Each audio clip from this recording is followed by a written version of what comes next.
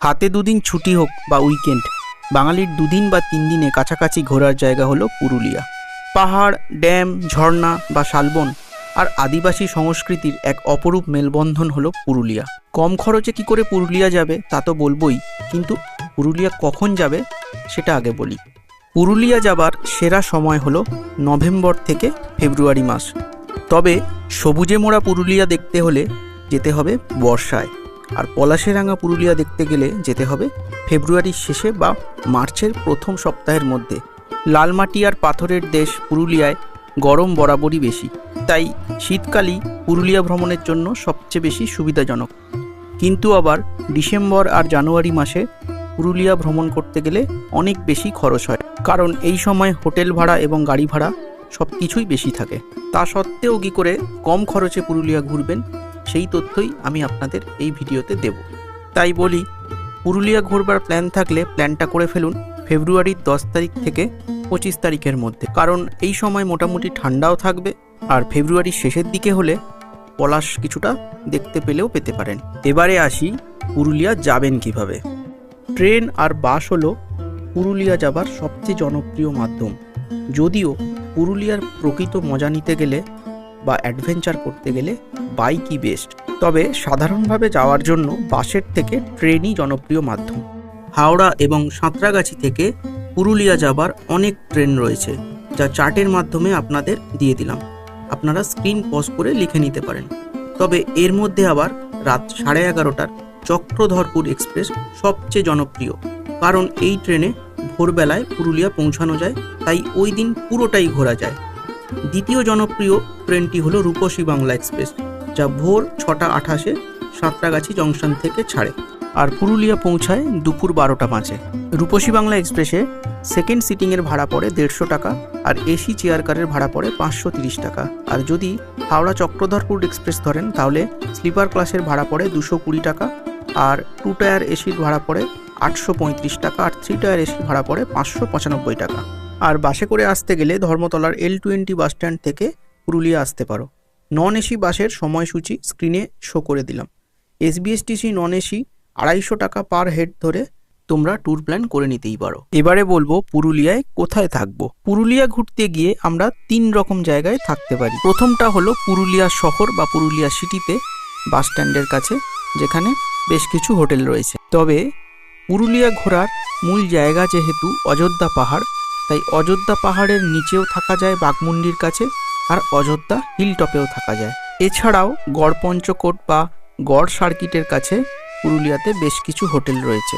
পুরুলিয়া স্টেশনের কাছে বা পুরুলিয়া সিটিতে বাস স্ট্যান্ডের কাছে যে হোটেলগুলো রয়েছে সেগুলোর ভাড়া মাত্র 800-900 টাকা থেকেই শুরু হয়ে যায়, কিন্তু এখান থেকে আবার গাড়ি ভাড়াটা অনেক পড়ে যায়। তাই আমি সাজেস্ট করব অযোধ্যা পাহাড়ের নিচে বাঘমুন্ডিতে থাকার জন্য।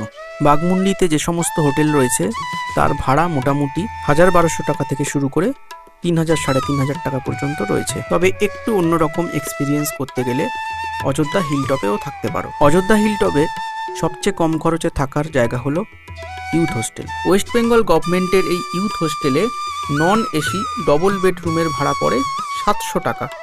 তবে চিন্তার কিছুই নেই, এত কম ভাড়া হওয়া সত্ত্বেও এখানকার রুমগুলো যথেষ্ট পরিষ্কার পরিচ্ছন্ন, আর এখানে খাওয়ার খরচও খুব কম। আবার বাজেট যদি সামান্য বেশি হয় আর অযোধ্যা পাহাড়ের ওপরেই রিসর্টের মতো মজা নিতে চাও, তাহলে রয়েছে WBCADCর গেস্ট হাউসগুলো, যেমন নিহারিকা, মালবিকা এইগুলো।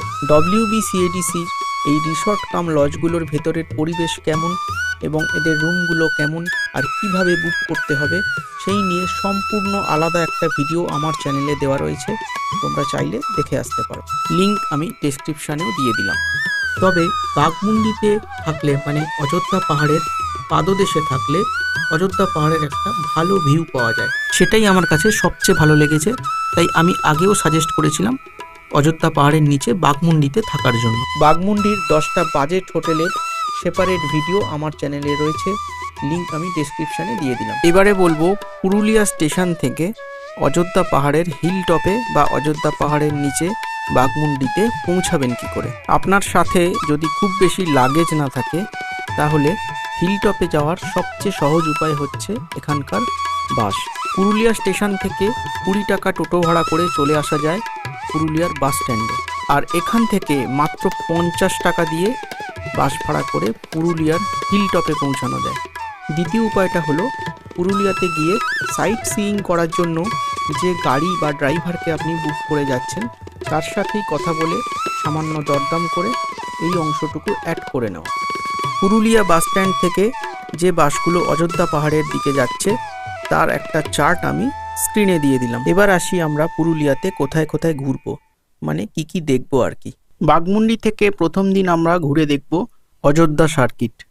অযোধ্যা সার্কিটের প্রথমেই পড়বে এই ভিউ পয়েন্টটা। এটাকে অনেকে এস পয়েন্টও বলেন, অনেকে ইউ পয়েন্টও বলেন, তবে এটা অনেকটা সিকিমের সিল্ক রুটের মতো দেখতে।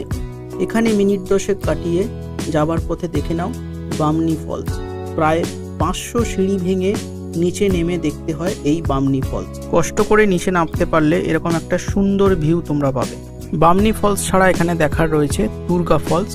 দুর্গা ফলসেও ট্রেক করে অনেকটা নিচে নামতে হয়, তবে এখানে কিন্তু প্রপার সিঁড়ি নেই, পাথরের মতো অংশ কেটে এটা সিঁড়ির মতো করে বানানো হয়েছে।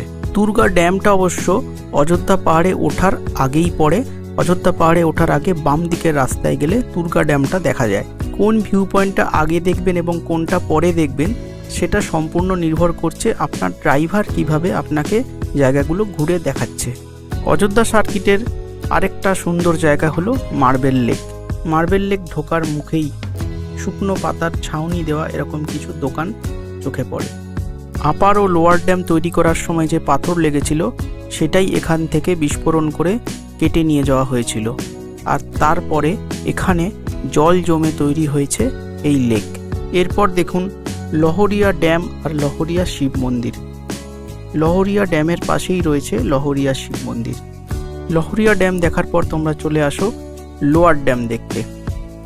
লোয়ার ড্যাম থেকে যেমন লোয়ার ড্যামটা দেখা যায় তেমনি এখান থেকে লহরিয়া ড্যামটাকেও খুব সুন্দর দেখা যায়। লোয়ার ড্যামে কিছুক্ষণ সময় কাটিয়ে চলে আসো আরও উপরে আপার ড্যাম দেখতে। আপার ড্যামের এই রাস্তাটা সত্যি এনজয় করার মতো। আপার ড্যাম দেখা হয়ে গেলে আবার আমাদের অযোধ্যা পাহাড়ের নিচের দিকে নামতে হবে। বাঘমুন্ডি থেকে সামান্য দূরেই রয়েছে চড়িদা গ্রাম বা মুখোশ গ্রাম। এই চড়িদা ভিলেজে এসে মুখোশ দেখতে পারেন। এখানে মুখোশ মিউজিয়াম রয়েছে, আপনার পছন্দ মতো মুখোশ কেনাকাটা করতে পারেন। একদম ছোট মুখোশ এখানে 20-30 টাকা থেকে শুরু হয়। এবার আপনার সাধ্য অনুযায়ী আপনি 2000, 3000, 5000 টাকা পর্যন্ত মুখোশ কিনতে পারেন। এছাড়াও অযোধ্যা সার্কিটে আমরা দেখব ময়ূর পাহাড় আর সীতাকুণ্ড। রামায়ণ মতে রামচন্দ্র এবং সীতাদেবী তাদের বনবাসের সময় এই অযোধ্যা পাহাড়ে কিছুদিনের জন্য ছিলেন। সীতাদেবী তৃষ্ণার্ত বোধ করায় রামচন্দ্র তীর মেরে এই কুণ্ডটি তৈরি করেন। যাই হোক, অযোধ্যা সার্কিটে আরেকটা দেখার জায়গা হলো পাখি পাহাড়। যারা রূপসী বাংলা এক্সপ্রেসে অযোধ্যা পাহাড় আসছো তারা কিন্তু একদিনে এই সমস্ত প্লেস কভার করতে পারবে না। সেক্ষেত্রে পরের দিন গড় সার্কিট দেখার পথেই 2-1টা পয়েন্টকে রাখতে হবে। সমস্তটাই নির্ভর করছে আপনার আসা যাওয়ার ওপর এবং আপনার ড্রাইভার কিভাবে ঘুরে দেখাচ্ছে তার উপর। গড় সার্কিটে আমরা প্রথমেই দেখব গড় পঞ্চকোট। গড় পঞ্চকোট দেখা হয়ে গেলে চলে যাও জয়চণ্ডী পাহাড় দেখতে। এই পাহাড়েই হীরক রাজার দেশে শুটিং হয়েছিল, আর এই পাহাড়ের উপর উঠতে গেলে প্রায় 500 সিঁড়ি ভেঙে উঠতে হবে। পাহাড়ের উপর রয়েছে জয়চণ্ডী মাতার মন্দির। জয়চণ্ডী পাহাড়ের কাছেও পশ্চিমবঙ্গ সরকারের একটা ইউথ হোস্টেল রয়েছে। গড় সার্কিটে এর সাথে পাঞ্চেত ড্যাম অ্যাড করে নিও। দুদিনে এই দুটো সার্কিট দেখার পরেও পুরুলিয়াতে আরও কিছু অফবিট জায়গা দেখার থাকে। তার মধ্যে উল্লেখযোগ্য হচ্ছে মুরুগুমা ড্যাম আর খয়রাবেড়া ড্যাম। এছাড়াও রয়েছে বড়ন্তি লেক আর লেকের পাশে পাহাড়। এবার যদি আপনাদের 3 নম্বর দিনে ট্রেন থাকে, অর্থাৎ 2 রাত 3 দিনের প্ল্যান হয়, তাহলে আপনাদের মুরুগুমা ড্যাম আর খয়রাবেড়া ড্যাম দেখেই ট্রেনে উঠে পড়তে হবে। সেই মতো ট্যুর প্ল্যানটা ড্রাইভারের সাথে করে নেবেন। বড়ন্তি লেকের কাছেও বেশ কিছু রিসর্ট আছে, তবে এখানে থাকা খাওয়াটা তুলনামূলকভাবে কস্টলি। এবার আসি পুরুলিয়া ভ্রমণে আপনার খরচ কত পড়বে। ট্রেনে যাওয়া আসা করলে স্লিপার ক্লাসে 220 টাকা করে যাওয়া ও আসা মিলিয়ে মোট 440 টাকা লাগবে। পুরুলিয়াতে 2 রাত থাকলে 1200 টাকা করে হোটেল ভাড়া পড়বে। যদি হোটেলে 2 জন থাকেন তাহলে দুদিনে 600 × 2 1200 টাকা মোট হোটেলের জন্য খরচ হবে। হোটেলে লাঞ্চ ও ডিনারের জন্য খরচ হবে 130 টাকা করে, 260 টাকা প্রতিদিন। সকালের ব্রেকফাস্ট আর বিকেলের চা কফি 100 টাকার মধ্যে হয়ে যাবে। অর্থাৎ দুদিনের খাওয়ার খরচ পড়বে 720 টাকা। এর সাথে যদি তৃতীয় দিন সকালে ব্রেকফাস্ট আর লাঞ্চ ধরি তাহলে টোটাল আমাদের 900 টাকা লাগবে। অর্থাৎ গাড়ি ভাড়া ছাড়া থাকা খাওয়া আসা যাওয়া নিয়ে টোটাল পার হেড 2540 টাকা পড়বে। পুরুলিয়াতে পার ডে গাড়ি ভাড়ার খরচ পড়ে 1500 টাকা থেকে 3500 টাকা পর্যন্ত, গাড়ি আর কোথায় কোথায় ঘুরছেন সেই অনুযায়ী। যে সমস্ত জায়গা তোমাদের ঘোরার কথা বললাম তার সব কিছু যদি তোমরা ঘোরো তাও 2500 টাকা গাড়ি ভাড়াতে পার ডে হয়ে যাবে। চেষ্টা করবে 2 জন করে 2টো ফ্যামিলি আসার, মানে টোটাল 4 জন আসার, তাহলে গাড়ি ভাড়াটা সবচেয়ে সস্তা হবে। 4 সিটার গাড়িতে দুদিনে ঘোরার খরচ 2500 করে, দুদিন 5000। আর তৃতীয় দিন 2টো স্পট, তার সাথে স্টেশনে ড্রপ, আর প্রথম দিন পিক আপ নিয়ে তোমরা ধরে নাও 2000 টাকা লাগবে। অর্থাৎ গাড়ি বাবদ আমাদের খরচ হলো 7000 টাকা। অর্থাৎ পার হেড 1750 টাকা করে 3 দিনে টোটাল গাড়ি ভাড়া পড়লো। অর্থাৎ আমাদের পার হেড খরচ হলো 4290 টাকা। এবার ঘোরার জন্য যদি আপনি ছোট গাড়ি মানে অল্টো গাড়ি নেন তাহলে এই খরচটা আরও কমে যাবে। অর্থাৎ পার হেড তখন 3500-3600 টাকায় এসে খরচটা নামবে। পুরুলিয়া নিয়ে আমার আরও ভিডিও রয়েছে, যেমন 700 টাকায় কোথায় হোটেল পাবেন, এছাড়া পুরুলিয়ায় সস্তায় কী কী হোটেল পাবেন, পুরুলিয়ার অযোধ্যা ট্যুর আলাদা করে যেতে গেলে কীরকম খরচ পড়বে, পুরুলিয়াতে পলাশ দেখতে গেলে কখন কিভাবে যেতে হবে, সমস্ত কিছু। ভিডিওটা তোমাদের যদি সত্যিই কোনো উপকারে আসে তাহলে একটা লাইক করে দিও, আর কোনো প্রশ্ন থাকলে অবশ্যই কমেন্ট বক্সে জানাতে ভুলো না, আর বন্ধুদের সাথে শেয়ার করে দিও।